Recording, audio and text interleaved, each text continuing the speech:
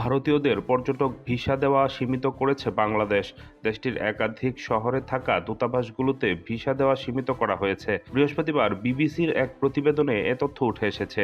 এতে বলা হয়, কলকাতা, মুম্বাই ও চেন্নাইয়ে বাংলাদেশের উপদূতাবাস থেকে ভারতীয়দের পর্যটক সেবা সীমিত করা হয়েছে। এর আগে দিল্লির দূতাবাস এবং আগরতলায় অ্যাসিস্ট্যান্ট কমিশনার অফিস থেকে ভিসা দেওয়া বন্ধ রাখা হয়েছিল। ফলে এখন কেবল গুয়াহাটি অ্যাসিস্ট্যান্ট হাইকমিশন অফিস থেকে ভারতীয় নাগরিকদের জন্য বাংলাদেশের ভিসা দেওয়ার ব্যবস্থা চালু রয়েছে। বাংলাদেশ উপদূতাবাসের সূত্র এ বিষয়ে আনুষ্ঠানিক কোনো বিজ্ঞপ্তি জারি করেনি, তবে বুধবার থেকে পর্যটক ভিসা দেওয়া সীমিত করা হয়েছে বলে নিশ্চিত করা হয়েছে। কর্মকর্তারা জানিয়েছে, এখন পর্যটক ভিসা দেওয়া সীমিত করা হলেও বাণিজ্যিক ভিসাসহ অন্যান্য ভিসা চালু রয়েছে।